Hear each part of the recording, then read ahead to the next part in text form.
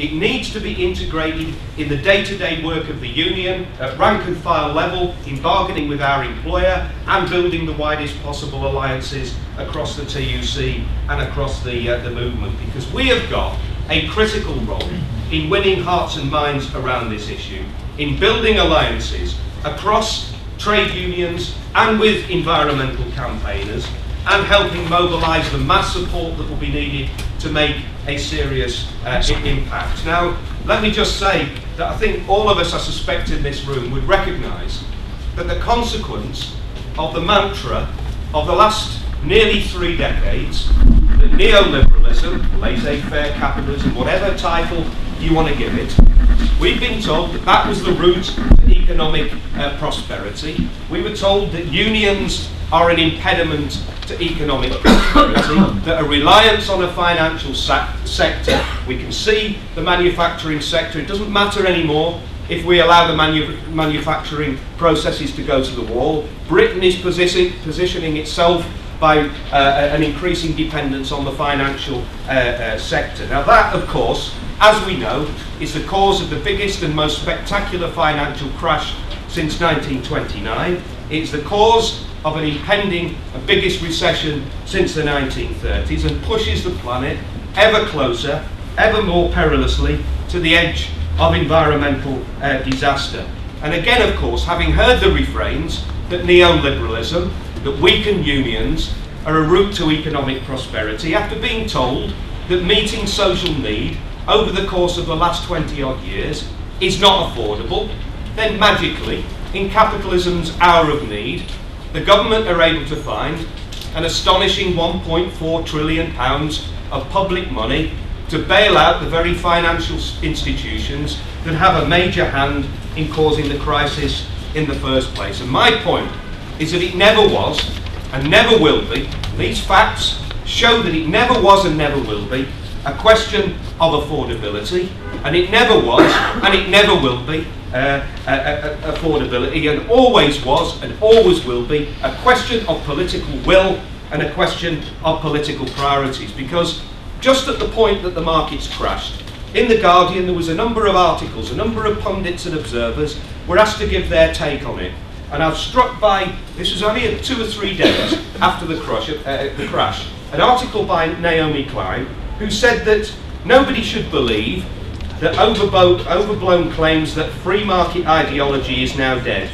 During boom times, it is profitable to preach laissez-faire because an absentee government allows speculative bubbles to inflate. Her argument was that once public money has been used to bail out the system, once capitalism repositioned itself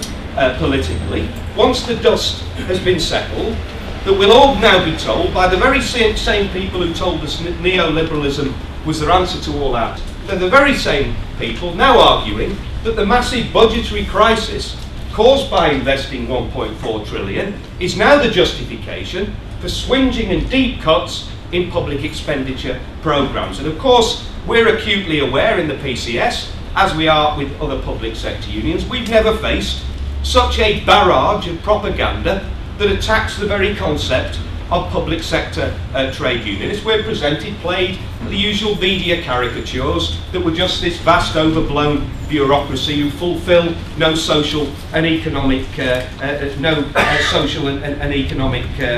role. My point is that all of this demonstrates yet again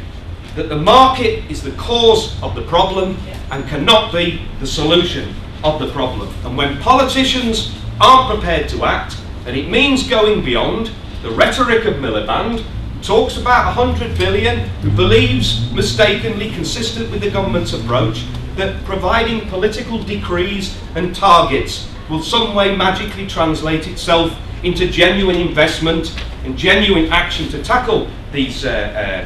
problems. It demonstrates that when politicians won't act, it comes down to trade unionists taking matters into their own hands. And again, another reason why we have to do everything possible to support our colleagues at Vestas. Now, part of course, the chair mentioned that we're working very closely, not just PCS but a number of other trade unions, through the campaign against climate change, who play, I would argue, a pivotal role in bringing together environmental campaigns and trade unionists. And one of the initiatives that we've launched as part of this same battle to challenge some of the myths that are put about is to try and go beyond the rhetoric of green jobs. We've launched this initiative to draw up,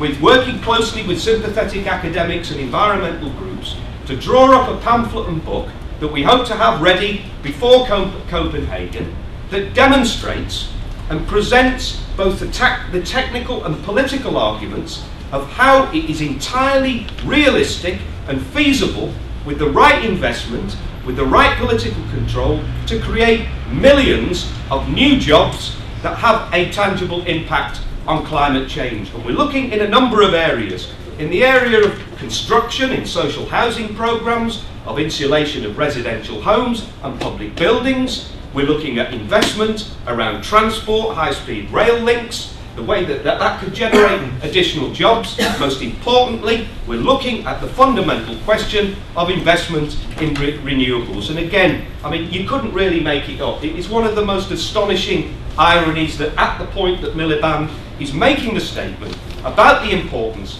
of increased investment in renewables, talking about 100 billion in total, talking about converting to clean and renewable and an increasing reliance on wind turbine technology, that at the very same time the sole UK producer of onshore wind turbines, the Danish-based company, is actually shutting its only plant and shedding 600 jobs. I mean, unbelievable irony, which again I would argue exposes the fact that you cannot rely on the market to address these particular problems. And we're going to show in this pamphlet that it's entirely feasible to create hundreds of thousands, if not millions of jobs with the necessary investment in clean